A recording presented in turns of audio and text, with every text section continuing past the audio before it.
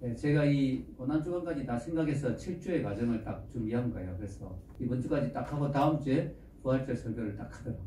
왜냐면 십자가 뒤에 부활이 있어야 되잖아요. 그죠? 부활이 없으면 이건 안 되는 거죠. 십자가가 끝나면.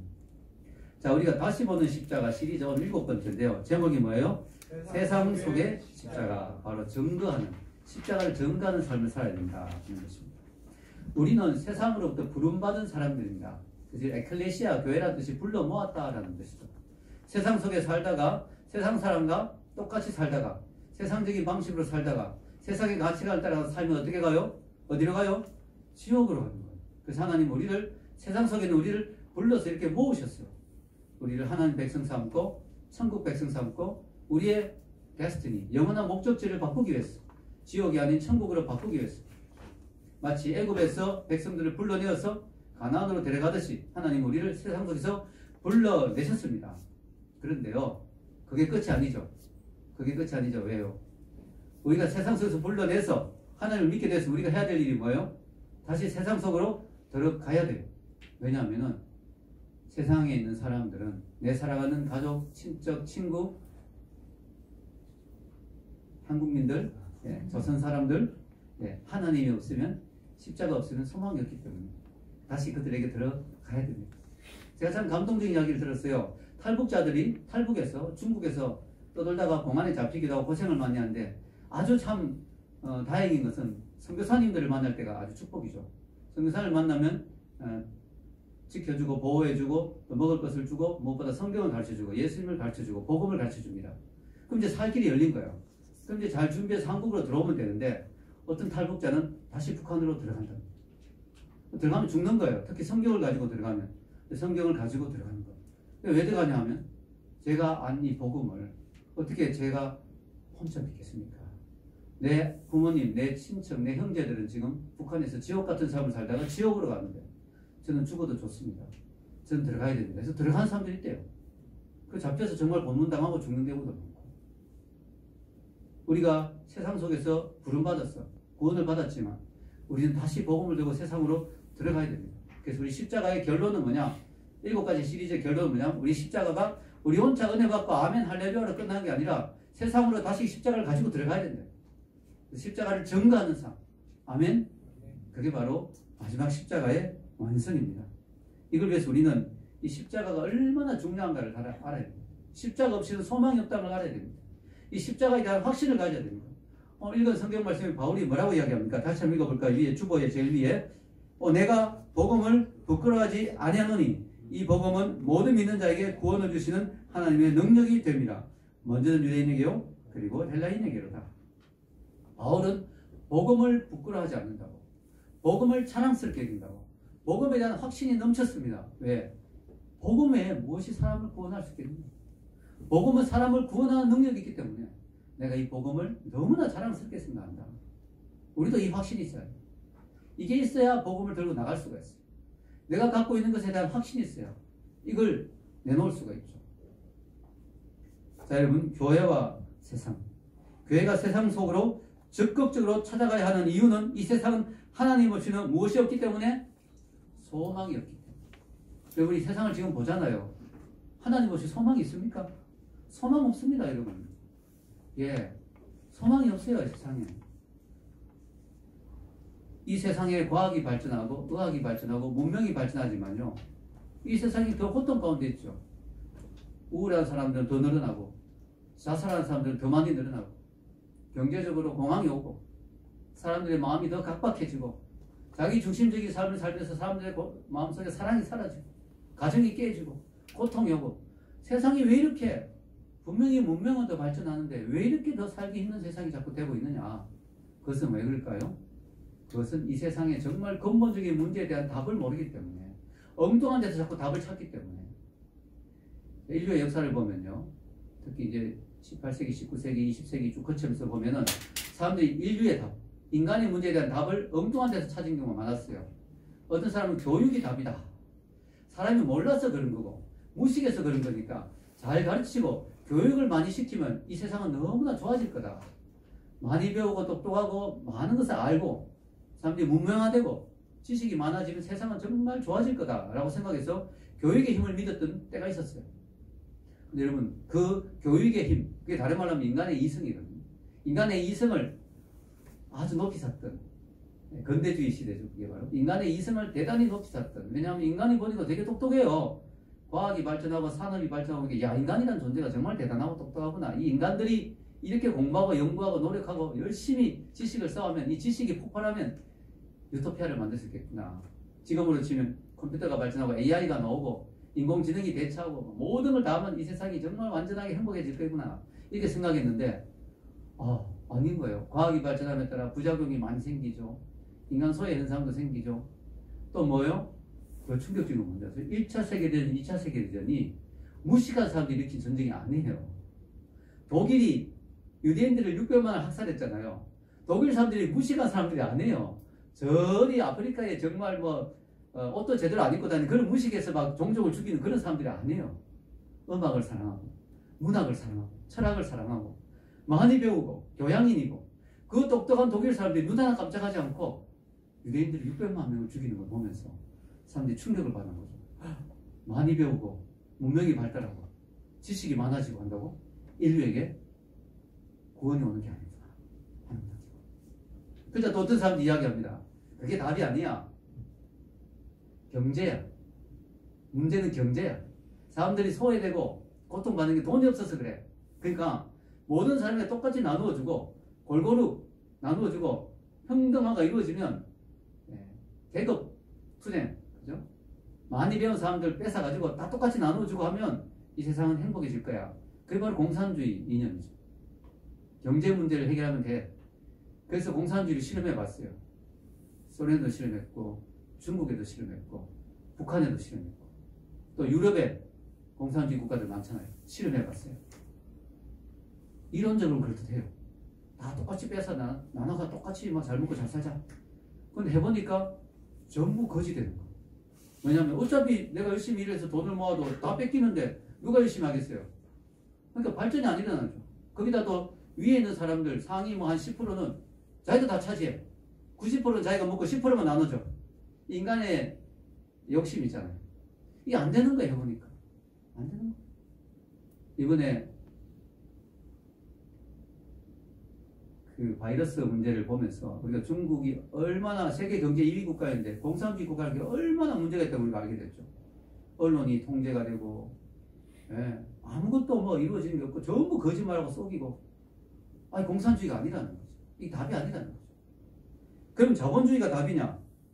자본주의는 조금 낫죠. 그러나 자본주의 안에도 많은 문제가 발생하죠. 빈부격차, 또 부정부패, 많은 문제가 발생합니다. 물질 숭배, 하나님 아닌 만몬을 우상으로 섬기고 그죠? 돈이면 다 돼 이러고 그죠? 얼마나 문제가 많이 생깁니까? 공산주의보다 훨씬 낫지만 자본주의도 많은 문제가 있어요. 이 모든 문제들이 뭐냐? 교육이나 지식이나 경제나 또 사상이나 철학이나 이론이나 문명이나 이 모든 것이 안 되는 이유가 뭐냐? 그건 뭐냐면은 성경을 안 봐서 그래요. 성경에는 인간의 문제가 그런 게 아니라고 이야기해요. 인간의 문제는 뭐냐? 죄라는 거예요. 죄가 문제라는 거예요. 이게 해결 안 되면 인간은 뭘 해도 안 된다는 거예요. 우리가 성경을 제대로 안 보니까 엉뚱한 데 지금까지 시간을 낭비한 거죠. 엉뚱한 데 자꾸 답을 찾으려고 지금까지 고생한 거죠. 네, 성경을 버려버렸으니까. 성경은 분명히 말합니다. 우리 인간은 죄인이다. 인간은 죄인이기 때문에 인간이 노력해서 인간 문명의 진보를 이룬다고 그것이 답이 될 수 없다. 그게 그만큼 많은 문제가 발생한다. 인간의 근본적인 이 죄악의 문제에 대한 해결책을 제시하지 않고는 인류가 당면한 이 문제를 결코 해결할 수가 없다는 거죠. 그래서 우리에게 뭐가 있다는 게 감사하냐? 십자가가 있다는 게 감사해요. 왜냐하면 십자가는 인간의 죄 문제에 대한 근본적인 해결책이기 때문에. 아멘? 이게 있다는 것이 우리에게 너무나 감사한 거죠. 인간의 병 중에 가장 심각한 병, 진짜 사스나 코로나보다 더 심각한 병이 바로 죄라는 병인데 이 죄라는 질병에 대한 치료책이 나왔다는 거죠. 여러분 지금 이 코로나 치료책이 안 나와서 지금 이러고 있잖아요. 약만 나오면 큰 문제 없잖아요. 근데 치료책이 없잖아요. 근데 이 치료책이 나와 인간의 근본적인 문제, 코로나보다 더 심각한 죄 문제, 이것 때문에 모든 인간은 다 죽게 되는데 이 죄 문제에 대한 해결책이 나왔다니까. 이게 바로 십자가라는 거죠. 그래서 여러분 교회가 해야 될 일이 뭐냐? 교회는 이 십자가를 전해야 돼요. 아멘? 여러분, 사람들이 교회를 왜 나오느냐? 상식이 좀 부족해서 상식을 좀 얻기 위해서.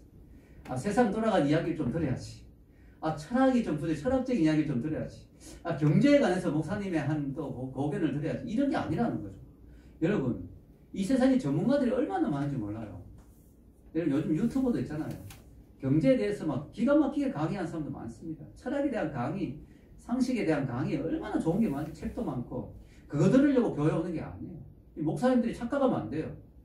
저도 목사지만 자꾸 딴소리 하면 안 돼요. 왜냐면 그건 밖에서 다 들을 수 있어요. 근데 밖에서 안 해주는 이야기가 있어요. 밖에서 십자가를 가르쳐준 사람이 없어요. 교회가 해야 될 일이 뭐냐면 십자가를 가르쳐야 돼요. 아멘? 십자가가 답이라는 것을 알려줘요. 그게 교회가 해야 돼요. 문제는 뭐냐? 우리에게 이미 십자가가 주어졌는데, 교회에게 십자가가 있는데, 하나님이 주신 축복이 있는데, 이 교회가 누리고 있는 영적 축복이 십자가가 얼마나 소중한지를 모르고 있는 경우가 많다는 거죠. 왜냐하면 교회도 인간이 이끄는 곳이니까. 물론 성령님이 주도하시지만 성령님을 자꾸 인정하지 않다면 자꾸 인간이 이끄는 하나의 단체가 됐었잖아요. 그러다 보니까 뭐 이 교회도 세상을 자꾸 따라가는 경향이 있어요. 세상에서 큰 게 좋다, 대단한 게 좋다, 돈이 좋다, 성공이 좋다, 이러니까 그게 필요 없다는 건 아니지만 교회가 돈도 필요하죠. 교회 지으려면 돈이 있어야 되는데 거기에 하나님 자리를 차지하면 안 되는 거죠. 근데 교회도 자꾸 자기에게 있는 십자가를 소중하게 여기고 십자가를 메인으로, 십자가를 정말 가장 중요하게 여겨야 되는데 십자가 논 사이에 옆으로 서 밀쳐놓고 교회가 자꾸 세상적인 물량주의, 성공주의, 세속주의를 따라가는 경향이 생기고 있다는 거죠. 그래서 이게 교회가 힘이 약해지고 교회가 세상 속에서 능력이 없는 이유라는 거죠. 마치 뭐와 같으냐? 성경의 에서와 같아요. 에서. 여러분, 에서는요, 태어날 때부터 대박이 터진 사람이에요. 왜냐하면은 이 유대인, 그것도 메시아가 나오는 가문, 이 가문에서 메시아가 나오잖아요. 이 가문의 장자로 태어났단 말이에요. 이게 장자권의 축복을 받았고요. 또 그 아버지가 대단한 분이잖아요. 예. 축복해 줄 수 있는 그런, 예. 이삭이죠.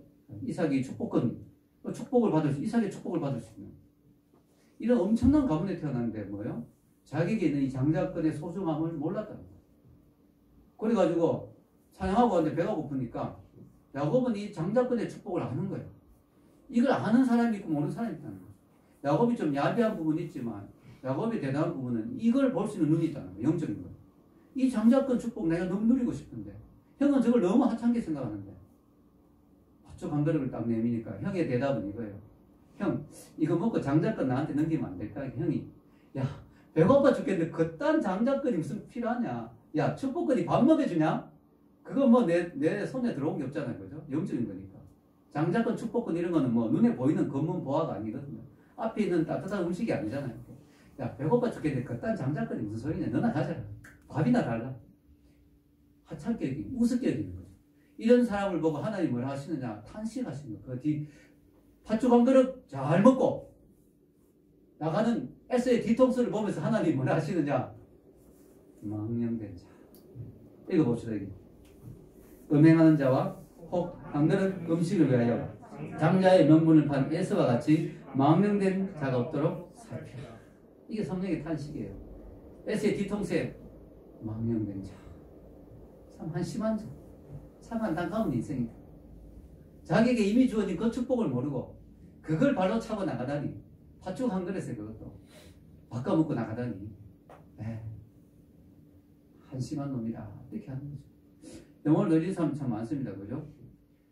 그리스도인이라고 하면서 이미 자기에게 준 너무 놀라운 축복이 있는데 이걸 하찮게 여기고 자꾸 세상의 것들만 자꾸 찾고 세상의 성공과 세상의 어떤 그런 것들만 인생의 목적으로 삼는 그런 사람들은 하나님 탄식하시죠. 야, 너에게 지금 천국 유산이 준비되어 있는데 천국 유산이 죽으면 하늘나라에 예수님의 유산을 내가 다 받는데 그건 아주 우습게 여기고 기도도 안 하고 성경도 안 보고 예배도 안 드리고 하나님도 안 찾고 영적인 데 관심도 전혀 없고 세상적인 것만 따라가고 하는 것이들 뭐랄까요? 망령되다. 이렇게 됩니다. 그런데 여러분, 개인의 문제만이 아니에요. 교회도 마찬가지라는 거예요. 교회. 하나님 교회에 십자가를 주신 거예요. 십자가를 전가할 수 있는 교회에 특권을 주신 거죠. 교회가 십자가를 전할 수 있는 놀라운 특별한 권세를 주셨는데 이걸 모르고 자꾸 다른 거 하고 있으면 하나님이 교회를 보고 안타까워하십니다.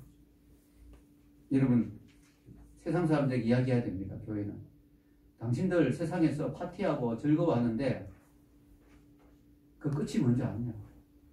당신들 세상에서 성공을 추구하고 물질을 추구하고 야망을 추구하는데 그 끝이 뭔지 아냐고.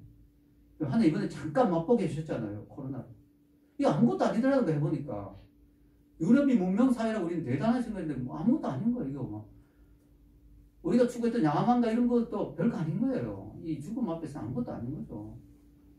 아, 내가 막 성공하고 출세하고 뭐 회사가 무너질 판인데 이거 아무것도 아닌 거죠. 너희들이 추구했던 그 모든 것들. 야, 파티, 인생은 즐겨야지. 인생이 얼마나 재밌는데. 아, 아니더라는 거예요. 여러분, 파티 is over. 파티는 끝났어요, 지금. 아니에요. 우리가 그렇게 즐길 때가 아니에요, 지금. 인생이 그런 게 아니라는 거예요. 이걸 교회가 알려줘야 돼요, 세상 사람. 왜냐? 우리는 코로나를 통해서 미리 좀 맛봤지만요. 좀 넓게 잡으면, 길게 잡으면 우리가 60년, 70년 살면 결국 우리는 죽음이 오잖아요. 코로나로 죽는 거나 늙어 죽는 거나 똑같은 거예요. 어쨌든 죽는 거예요. 파티 즐기다 끝나면 안 된다는 거예요, 인생이. 야망만을 추구하다 끝나면 안 된다는 거죠. 물질만을 추구하다 끝나면 안 된다는 거죠. 교회는 세상 속에 들어가서 십자가를 전하면서 여기에 답이 있다. 이 십자가는 여러분에게 영원한 생명을 준다. 인생의 답이 여기에 있다는 것을 교회가 알려줘야 될 줄로 믿습니다. 그래서 장자권을 판 에스와 같이 망령된 그런 게 되면 안 되고 교회의 사명을 배워 알아야 되는 거죠. 자, 우리 십자가의 증거자가 되어야 되는데요. 오늘 십자가를 전하기가 참 어려워졌어요. 왜 그러냐면은 이 시대가 포스트 모던 시대예요. 포스트 모던의 특징이 뭐냐면 절대적인 것을 인정하지 않아요. 그래서 이제는요, 부모의 권위도 인정하지 않잖아요. 그건 아빠 생각이죠. 이래 되는 거예요. 선생님의 권위도 인정하죠. 선생님 저 꼰대야 꼰대. 이래 되고 대화가 안 되죠. 왜냐하면 자기가 옳고 언제나 자기가 진리고 절대적인 진리, 절대적인 인생의 답 이런 거는 인정하지 않죠. 절대적인 종교, 기독교는 절대적인 답이다. 이런 거 인정하지 않죠. 당신은 십자가 그러면 당신 십자가 잘 믿으라고. 나는 수정구슬 놓고 주문 외우겠다고. 나는 부적 가지고 내 인생의 행복을 찾겠다고. 당신은 당신 신 잘 믿으라고. 모든 것이 상대적이 되기 때문에 이 절대적인 진리를 전하기가 너무 어려워요. 오늘 현대인들이 확신한 게 뭔지 아세요? 절대적인 진리는 없다. 근데 그게 절대적이잖아요. 그거 확신하니까. 그게 못 쓴다는 거죠, 사실. 현대인들은 못 쓴다는 거예요. 당신은 어떻게 절대적인 진리가 없다는 사실 그렇게 절대적으로 확신합니까? 절대적인 진리는 없다며요.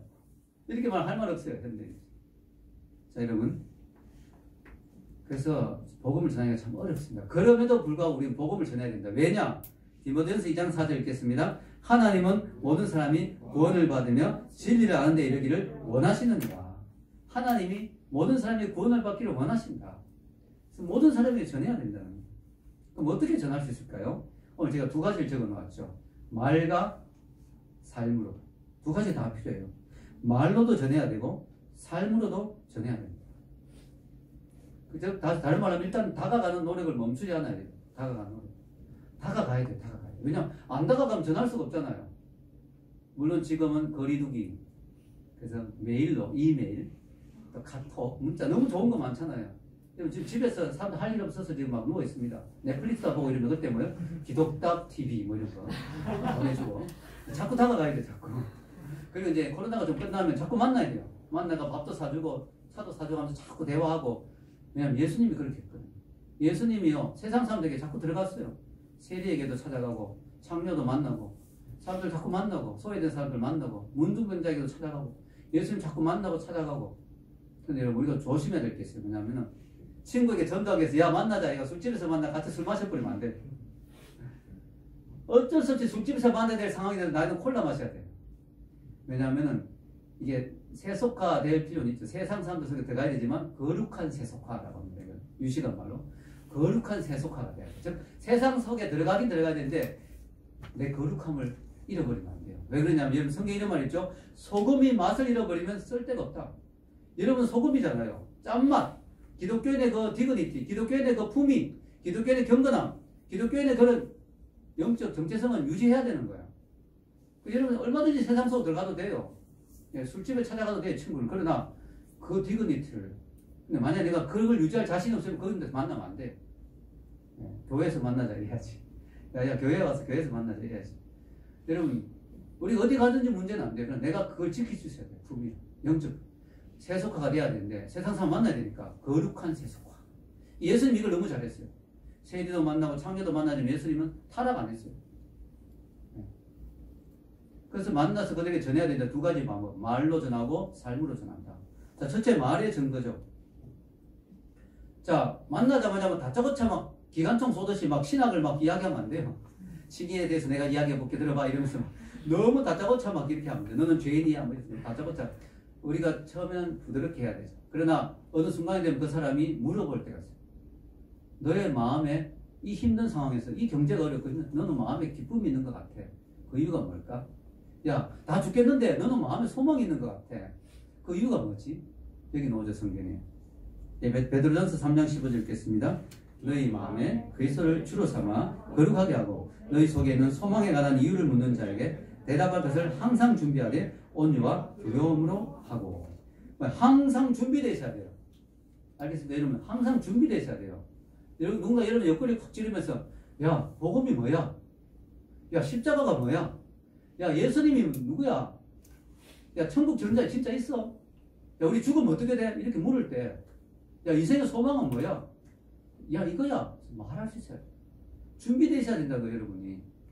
아, 나는 도대체 뭐라고 말해야 될지 모르겠는데 이러면 여러분, 사형리. 그걸 가장 잘 정리하는 게 사형리예요.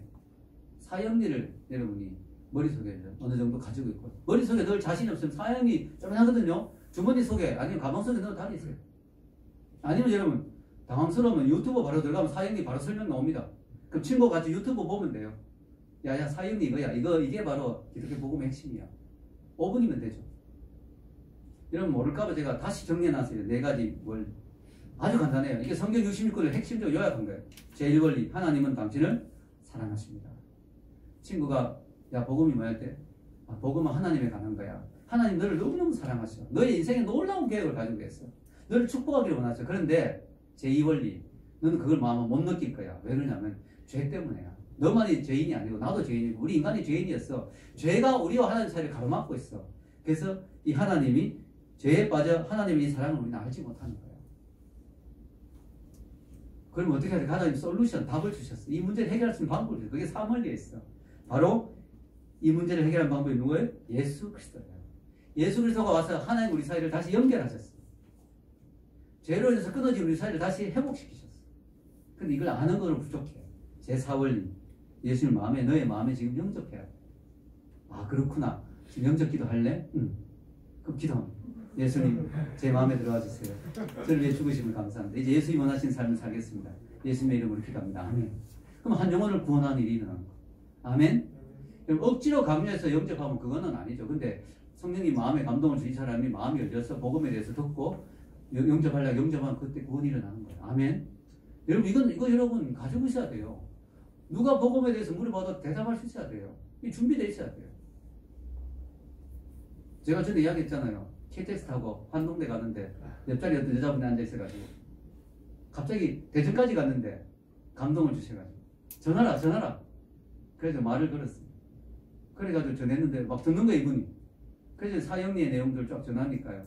영접기도 하시겠습니까? 예. 영접기도 같이 딱 하고 나니까 동대구역에 도착했습니다. 잊으신 물건 없이 안녕히 가십시오. 딱 된 거예요. 그래서 이분이 예수님을 영접했어요. 나중에 알고 보니 이분이 남자친구가 예수님 있는 사람이었어요. 얼마나 기도를 많이 났겠습니까?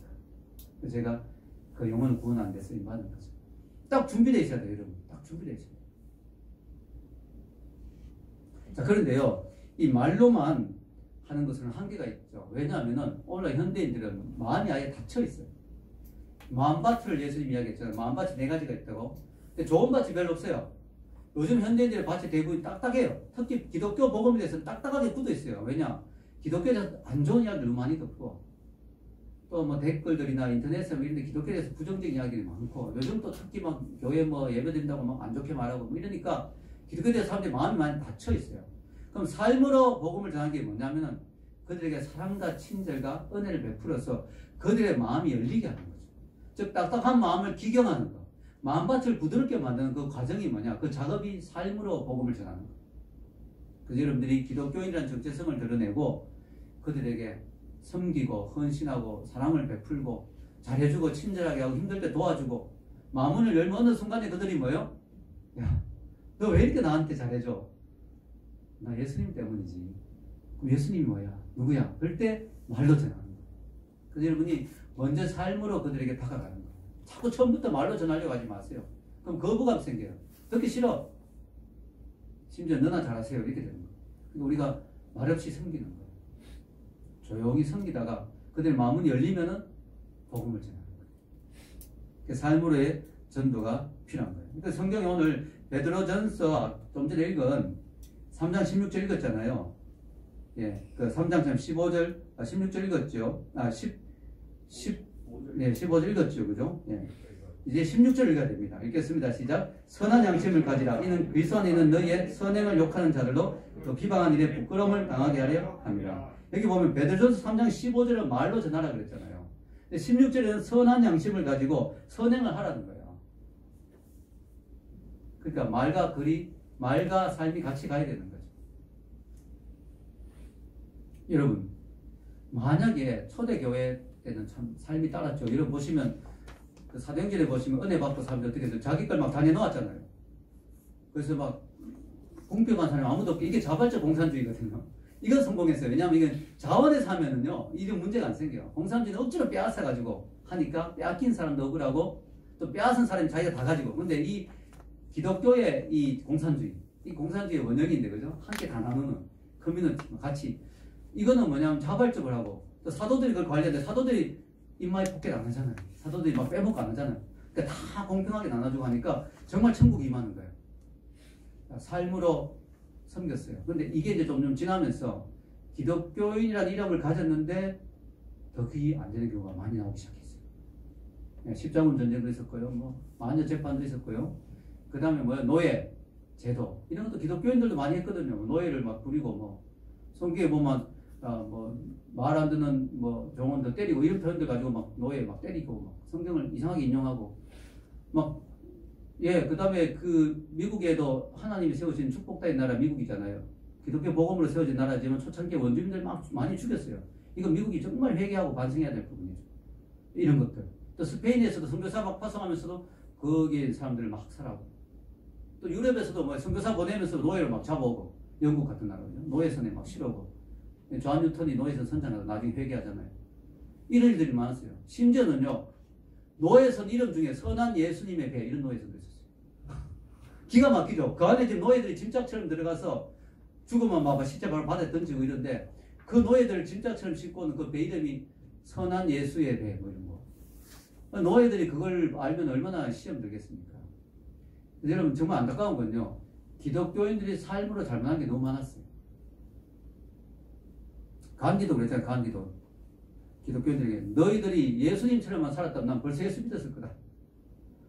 간디가 보니까 영국 식민지였는데 인도가 영국인들이 기독교인이 많은데 너무 착취하고 괴롭힌 게 많았거든요. 간디가 이게 뭐 기독교인이 뭐 이랬냐. 기독교에 대해서 반감이 생기는 거죠. 너희들이 예수님처럼 살았다면 난 벌써 예수 믿었을 거다. 간디가 기독교에 대해서 관심이 많았거든요. 그래서 심지어는요 어느 부흥회 갔어요. 부흥회 설교 한번 들어보려고 갔는데 그 앞에 쫓겨났어요. 어디 유색 인종이 우리 예배 드린데 와서 쫓아내? 간디가 시험 들어오죠. 여러분 간디가 만약에 예수님 제대로 믿었으면 지금 인도인 반은 예수 믿고 있을 거예요. 우리가 예수 믿는 사람들이 말이죠. 덕이 돼야 되는 거예요. 은혜가 돼야 되고 덕스럽고 은혜롭고 착하고 친절하고 온유하고 겸손하고 예수 믿는 사람이 삶으로 예수님의 향기를 드러내야 된다는 거죠. 이 삶으로 전도 이게 되면 자연적으로 복음이 들어가게 되는 거예요. 그래서 성 프란치스코 같은 경우는 그런 말 했잖아요. 복음을 어떻게 전해야 됩니까 할 때 삶으로 전해라. 꼭 필요하면 가끔 말을 해라. 그렇게 말을 줍니다. 여러분 마태복음 5장 16절 읽겠습니다. 이같이 너희 빛이 사람 앞에 비치게 하여 그들로 너희 착한 행실을 보고 하늘에 계신 너희 아버지께 영광을 돌리게 하라. 이거예요 이거. 너희들의 착한 행실. 저 사람들 보니까 저들이 믿는 하나님 정말 멋있는 분이다. 그럼 누가 영광 받아요? 하나님이 영광 받는 거죠. 이렇게 돼야 된다. 아멘? 예, 결론을 내리겠습니다. 여러분, 다시 보는 십자가, 제가 7가지로 십자가를 분석했는데요. 예, 설교를 오늘 뭐 처음 듣는 분이나 이런 분들이 있다면 교회 홈페이지에 다 올라가 있으니까 앞에 설교들을 6개 들어보시면 좋겠습니다. 여러분, 이 7가지로 제가 십자가를 분석해 봤는데요. 이건 뭐 진짜 하나님이 제게 좀 그런 영감을 주셨던 것 같아요. 감사하죠. 근데 이런 마이클 그린이라는 분이 이런 말을 했어요. 그리스도의 십자가는 여러 가지 면에서 큰 빛을 발한다. 마치 다이아몬드처럼 십자가에는 여러 면이 있다. 이런 다이아몬드가 이게 보는 각도에 따라서 느낌이 다 다르잖아요. 십자가가 보는 각도에 따라서 느낌이 다 다르고 깨달음도 다 다릅니다. 제가 다시 본 십자가를 쓰게 된 계기가 뭐라고 했죠? 9.11 테러를 보면서 그때 사람들이 절망하는 걸 보면서 거기서 테러 현장에서 철골로 된 십자가가 발견됐다고 했잖아요. 그 십자가를 본 사람들이 소망을 얻는 걸 보면서 제가 다시 본 십자가를 쓰게 됐어요. 미국에 있을 때. 여러분, 우리가 절망의 자리에 지금 있다 하더라도 요즘 절망권에 있는 사람들 정말 많죠. 너무 힘들죠. 그러나 우리가 십자가를 다시 붙든다면 다시 일어설 수 있는 줄 믿습니다. 이 나라도 한국교회도 십자가 아닌 것에 집착했던 걸 다 버리고 이 기회에 다시 십자가를 붙든다면 한국교회 살아날 수 있는 줄 믿습니다. 다시 보는 십자가. 십자가를 다시 붙들 때 우리에게는 소망이 있다는 거죠. 여러분 가운데 혹시 자신의 지혜를 믿고 인간적으로 살다가 어려움을 당한 분 있습니까? 그렇다면 하나님의 지혜의 원천인 십자가를 보시기를 바랍니다. 혹시 지금까지 죄로 인해서 절망하고 있는 사람도 있습니까? 죄를 끊고 싶은데 죄가 안 끊어지고 죄가 나를 괴롭히고 그런 사람은 공의의 십자가 위에서 본 십자가를 보시기 바랍니다. 그 십자가에 하나님의 공의가 나타났습니다. 하나님 죄를 얼마나 싫어하시는지가 나와 있습니다. 그걸 우리가 깨닫게 되면 죄를 끊을 수 있게 될 것입니다. 나 자신에 대해서 실망하고 열등감에 사로잡힌 사람이 있습니까? 그런 사람은 매달려서 본 십자가, 하나님의 사랑을, 십자가를 통한 하나님의 사랑을 보시기 바랍니다. 하나님 나를 얼마나 사랑하시는지, 자기 아들 주시기까지 나를 사랑하신다는 사실을 알게 될 때 나는 다시 일어설 수 있는 용기를 가질 수 있을 줄로 믿습니다. 혹시 구원의 확신이 없는 분이 있습니까? 옆에서 본 십자가를 보시기 바랍니다. 죽어가는 강도에게 마지막 구원의 손길을 내미신 주님의 그 은혜, 예수를 믿기만 하면 구원을 주는 그 은혜의 선물을 우리는 받을 수가 있습니다. 지금까지 나 중심으로 살았던 사람이 있다면 자기 부인의 십자가를 보시기 바랍니다. 내 속에서 본 십자가, 자기 부인, 자신을 위해 사는 게 아니라 나를 위해 십자가에 못 박히신 예수 그리스도를 위해서 사는 삶, 그 삶을 살 수 있는 힘을 얻을 줄로 믿습니다. 또한 삶의 목적이 없고 어디로 가야 될지, 내가 뭘 위해서 살아야 될지 모르는 사람이 있다면 지고 가는 십자가를 보시기 바랍니다. 사명을 주는 십자가, 십자가의 사명을 발견하게 된다면, 하나님 내게 주신 십자가를 발견하게 된다면 난 다시금 삶의 목적과 의미를 발견할 수 있을 것입니다. 마지막으로 세상 속에서 늘 패배하고 늘 낙심하는 사람은 세상 속의 십자가를 보시기 바랍니다. 하나님은 여러분을 십자가를 전가하기 위해서 세상 속에 넣어놓으셨습니다. 늘 세상 속에서 절망하고 낙심하고 패배하라고 세상 속에 넣어놓은 게 아니에요. 내가 다시 십자가를 붙들게 되면 하나님은 나를 절망의 자리에서 일으켰어 십자가를 전가하는 자로 삼기 위해서 나를 승리의 자리를 이끌어 줄 줄로 믿습니다. 아멘. 그래서 여러분, 우리 모두는 십자가의 전달자로 구원받고 부름받았어요. 여러분, 누군가가 2000년 동안 십자가를 전달해주고 전달해주기 때문에 나에게까지 온 거예요. 이제 내가 할 일은 뭐야? 나도 이제 십자가를 누군가에게 전해줘야 되는 거야. 누군가의 십자가를 전달해줘야 될 삶이 나에게 있는 거야. 그 사실을 우리가 깨닫고 다시 보는 십자가, 십자가를 다시 보고 그 십자가를 다시 붙들 때 우리는 다시금 하나님의 귀한 일꾼으로 쓰임받는 은혜가 있을 줄로 믿습니다. 이 은혜가 있길 주의 이름으로 축원합니다. 기도하겠습니다.